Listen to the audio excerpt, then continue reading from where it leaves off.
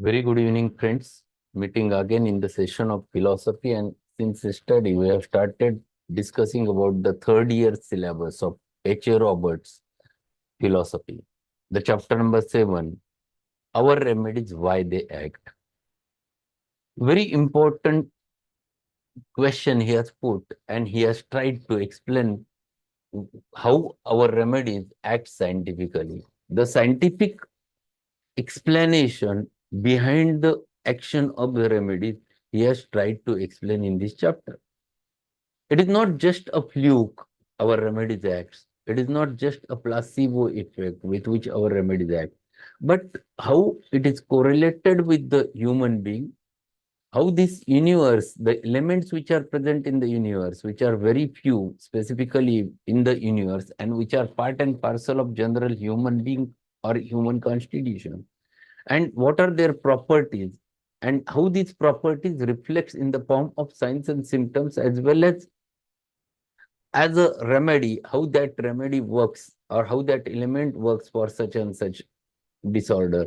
That correlation he tried to explain in this chapter. This chapter looks to be a little bit difficult because we don't have a habit of reading difficult things. But H.A. Robert and Stuart Close, both of them worked very hard to show the scientificity of homeopathy. And whenever you have to explain the scientificity, question always arises that the language of science is not so simple. That's why it looks a little bit difficult.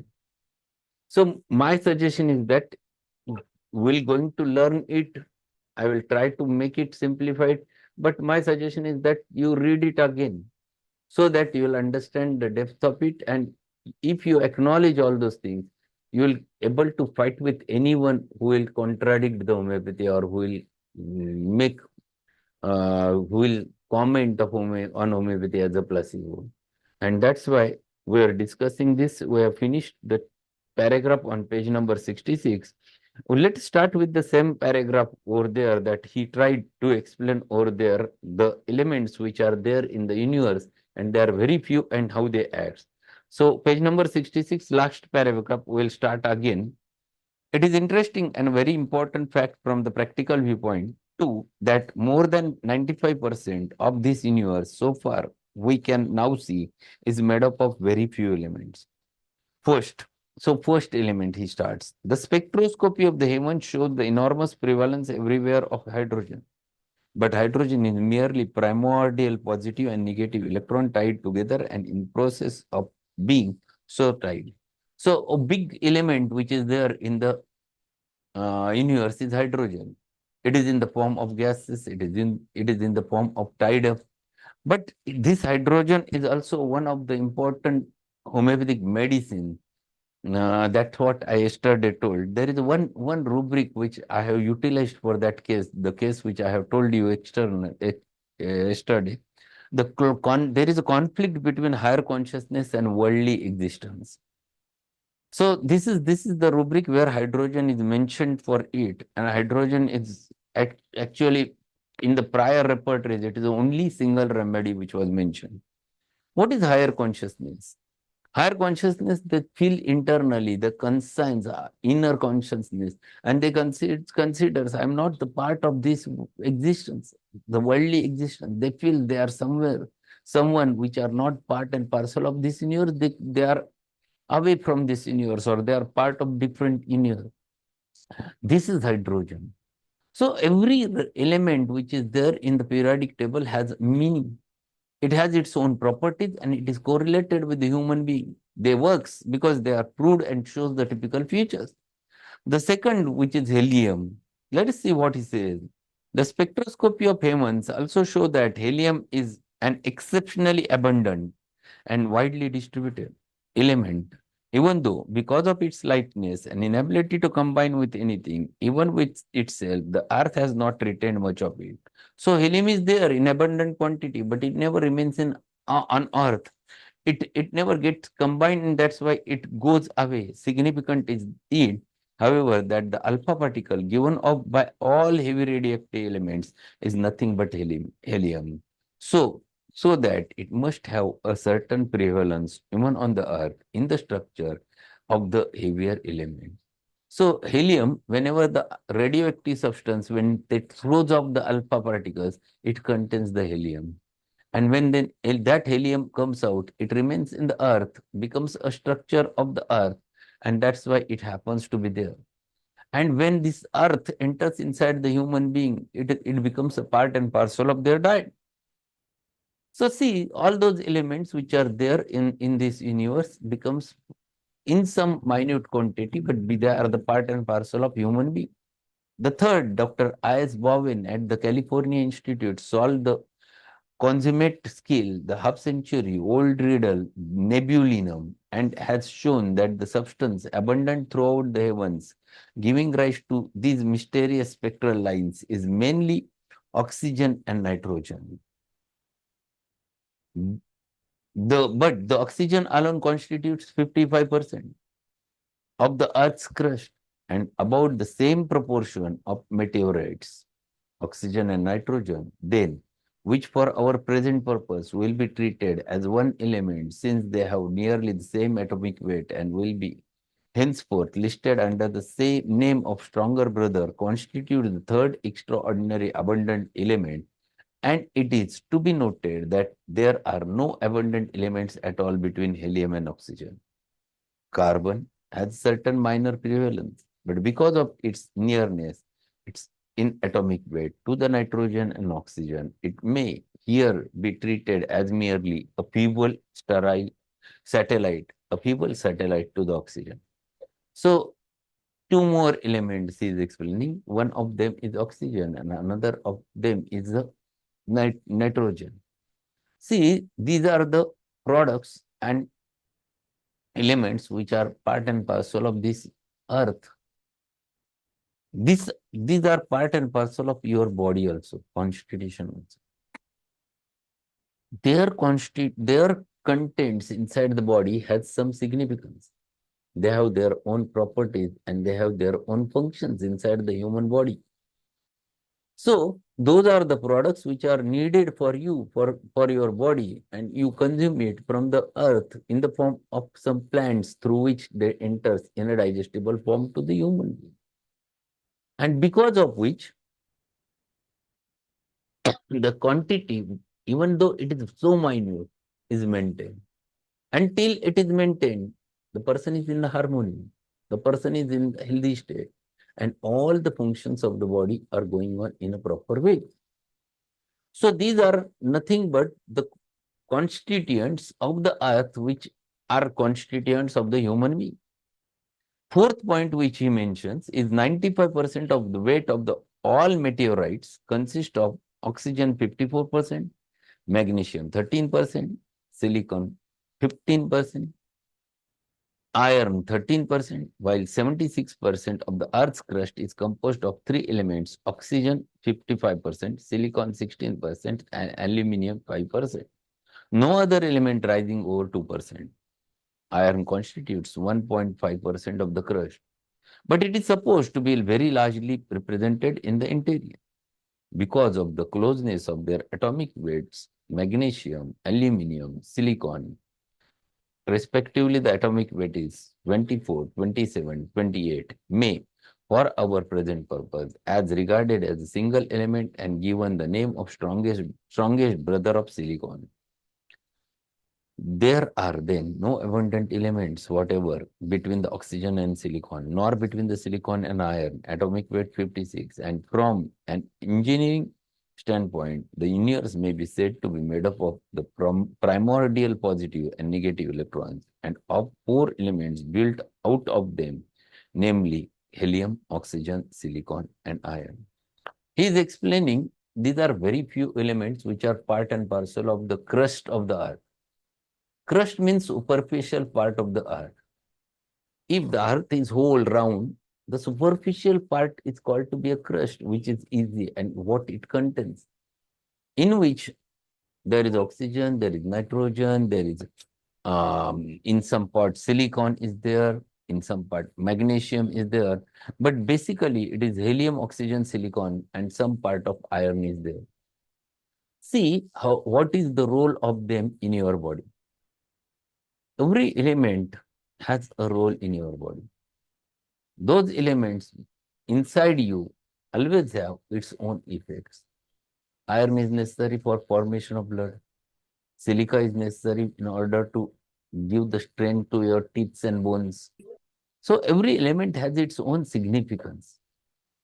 And alteration in their quantity affects the human being. At the same time, same remedies, when proved on healthy human beings, produces similar type of symptomatology. And that's why, on the basis of law of similars, they works. And that's why he wants to show why our remedies acts. He shows the scientific aspect of it, that they are part and parcel of human constitution, and because of which they have their effects on the body. Further, he says, mankind, if he is here billion years hence, will be satisfying his main needs as he satisfies them now with the four elements, hydrogen, oxygen, silicon, and iron. That is with water, air, earth, and ferrum, where the last symbol stands for iron rather than for fire, which was the fourth constituent of the world of ancient. So these are the four important constituents which are there since long, long, long time. They are part and parcel of human health. They are part and parcel of human constitution. And they maintains the human life. So, as these are very important entities, let us open your Mathematics and see those four elements, what effect it has produced when proved. You can get those in your, even though you open the Borix Mathematica, you're going to get their knowledge. So these are the remedies which are in abundant quantity present in the universe and also works on human beings. Further, he says to comprehend. Comprehend means to understand. Akalan karne. To comprehend the action of our remedy, it is well to look somewhat to the sources from which our remedies are derived and to weigh their possible activity in their natural state. So what is saying? To comprehend the action of our remedies, it is well to look somewhat to sources. Source means from where you are getting these remedies, from which our remedies are derived. So we are getting these remedies from the earth and to weigh their possible activity in their natural state. So if we know nitrogen is the product of this earth, what are the properties of nitrogen? What it produces? In what form it is there in the earth? How, in what form it is getting absorbed inside the plant? How it gets digestible in the plants because it gets digested in the plant, and then how human consumes and gets utilized that thing. If you know the sources, then you understand the depth of action of those remedies. And this is too important. We regard the sources of drugs as lying in three distinct groups: animal, vegetable, and mineral. Or we may make two classifications, say living and non-living. So sources of drugs, there are main sources are animal, vegetable, and mineral. Or another source which to come either from living or either from non-living. Sir J.C. Bose, in his plant autographs and their revelations, writes. So he has given the example of Jagdish Chandra Bose, an Indian scientist. See, the American homeopath who is taking the help of Jagdish Chandra Bose's book, Plant Autographs. And what he writes over there, do not the two sets of records of the living and non-living tell us of some property of matter common and persistent? Do they not show us that the same kind of molecular upset upon stimulation occurs on both the inorganic and living, that the physiological is closely connected with the physical, and that there is no abrupt break but a uniform march of law? The dust particle and the earth, the plant and the animal are all sensitive. Thus, in enlarged cosmic sense, Thus, with an enlarged cosmic sense, we may regard the million orbs that thread their path through the space as something akin to the organism, having a definite history of their past and evolutionary progress for the future. See what a sensible person Mr. Jagdish Chandra Bose is. He was the first one who explained that there is a sensitivity in plants. Plants also reacts to your emotion. He was the first one to say it like that. And he has not stopped over there. He explains that the reactions are given not only by the animals, but they are given by the plants also. At the same time, what he says is last part, which he mentions, the dust particle and earth, the plant and animal are all sensitive. Dust particle is also sensitive. They are moving here and there because of actions happens over there. They also react. And to that dust particle, the living beings react. This is so important. We have to understand this sensitivity. If a person who is having asthma because of dust particles, he used to get breathless whenever he consumes or he inhales the dust particles. And he suffers from minor asthma, which is the remedy, if you know.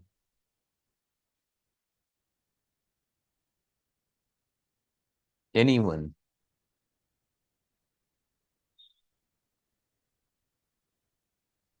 If you, yes, it is not pothod, it is pothos. Very correct. Pothos.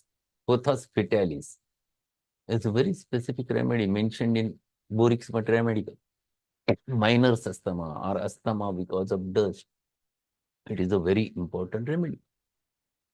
So human reacts in the similar manner. Non-living particles also has some reaction over there. This is what Jagdish Chandra Bose says.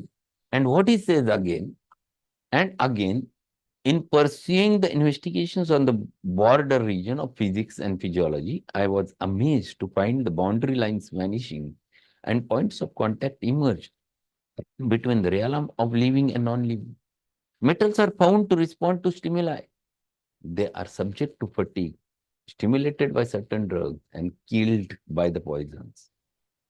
So what he's saying, Jagdish Chandra Bose, J.C. Bose, he is saying that metals are also reacting to the external stimuli. We consider them non-living. He says there is a, you cannot make it a boundary line between this is living or non-living. Because when you go into understanding the metal, you go into understanding the finest particle, the atom, and an atom, what is the structure? Inside there is a neutron and proton, and externally the electrons. Whether every time the electrons are stable, they are not stable. They are reacting, they are trying to make them fixed, and because of which they are reacting to the external. So even though you consider them as a non-living because they don't show reaction, but this is, if you go into the finest level, you can find it out they are reacting. At the electron level, they are reacting. See, this fellow, Jagdish Chandra Bose, is mentioning about these things. And these are very, very, very important. And if this is so, if those metals which in finest particles are reacting, then definitely the human will react to them. So if any metal, for example, if you consume iron in the finest form, in the homeopathic doses, the human reacts. Because in that form, it is so active. The energy is liberated. The electronics are moving and they are acting on your body and human react. He is explaining the scientificity. This is the reason why our remedies act. Even though they are very fine, you cannot measure. You cannot measure, that's why you call them dynamic, but they are not just dynamic. They are not visible to naked eyes. That's why you say they are dynamic, but they are actually they are not dynamic. They, in the fine part, at the fine level, they are also having reactions. For the purpose of convenience, what he says, for the purpose of convenience, however, we may divide drugs or substances from which homeopathic medications are prepared into three classes of animal, vegetable, and minerals or elements. So, in order to understand, we divide the sources of drugs into three kingdoms. We have animal remedy, we have vegetable remedies, we have mineral remedies or elements. We expect to find the highest form of living activity in animals. We have been taught to expect strong reactions to the various forms of defense of the individual species of animal life. Thus, we find the venoms of snakes has a deep action on other forms of animal life. We deduce that even when venom is prepared in minute doses, it will have a strong reaction on animal life. Sir J.C. Bose has verified this in his experiment with the action of cobra venom, naja, on animals and plants. He found that doses of 0.5 cc of solution of venom, 1 part in 1,000, when injected into the vein of fish, the heart stopped beating in 12 minutes. See how what experiments the peoples were doing. This fellow, absolutely a mad fellow, working hard and hard with many experiments with plants, with animals, and coming to some conclusion. This action was automatically recorded on delicate instrument. The same experiment was next applied to the plant, a solution of 1% being used. Great depression was first recorded. Then the pulse beat came to the permanent stop. Then came wilting and decomposition. See, this is an experiment which he has done. The venom of cobra, finest particle or very minute amount was injected into the fish.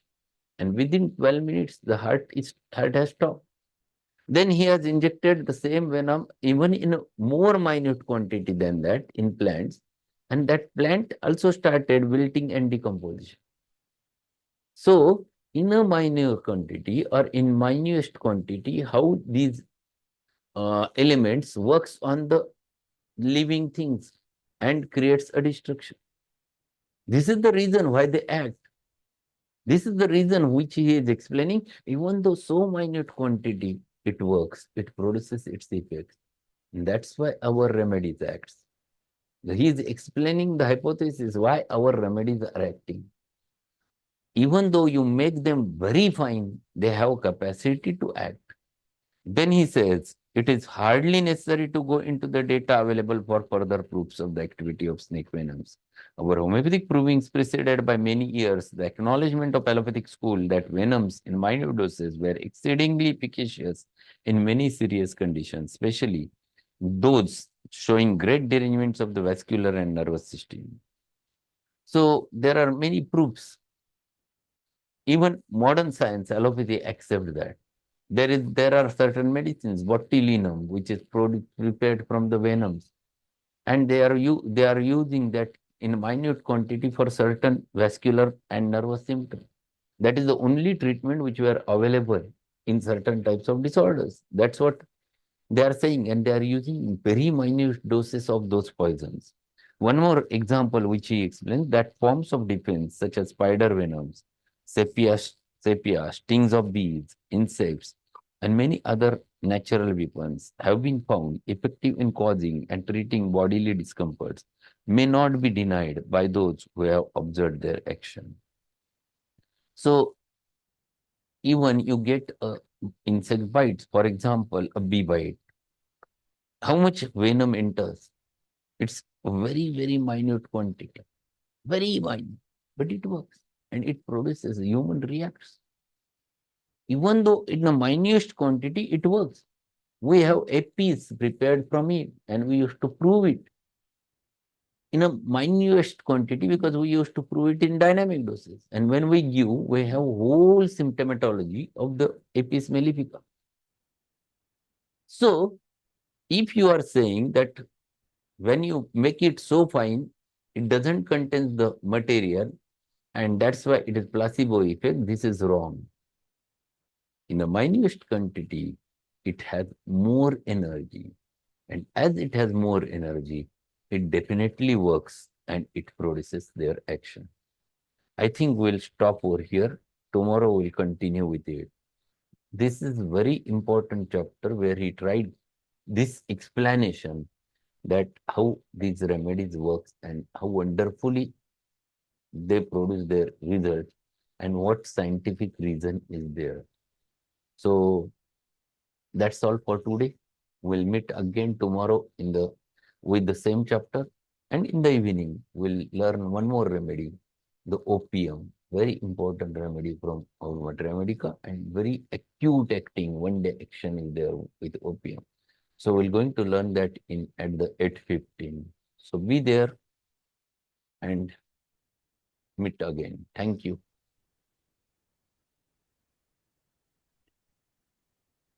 Thank you, sir. Have a good evening.